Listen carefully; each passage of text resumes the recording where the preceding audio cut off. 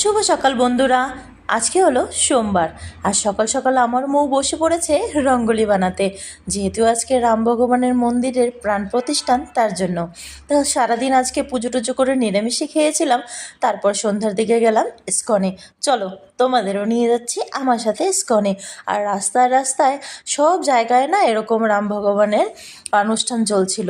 মন্দিরে ঢুকেই দেখি ইস্কনে এত সুন্দর করে প্রদীপ দিয়ে অযোধ্যার মন্দির বানিয়েছিল, তারপর এত সুন্দর রঙ্গোলি দিয়ে করেছিল, মনটা বেশ ভালো লাগেছিল। তারপর মন্দিরের ভেতরে ঢুকতেই দেখি ফুল দিয়ে এত সুন্দর করে আজকে সাজিয়েছিল না, একদম নতুন মন্দিরের মতো লাগছিল। আর এত লোক ছিল আজকে, অনেকক্ষণ দাঁড়িয়ে দাঁড়িয়ে কীর্তন শুনছিলাম। তারপর নিচে চলে আসলাম। আর এখানে না ইস্কনের হোটেলটায় একদম নিরামিষ খাবার পাওয়া যায়, পেঁয়াজ রসুন সব কিছু ছাড়া। তো ওখান থেকেই আজকে খেয়ে দে তারপর বাড়ি চলে আসলাম। আজকে এইটুকুই, আবার কালকে দেখা হবে নতুন একটা মিনি ব্লগে। সবাই ভালো থেকো।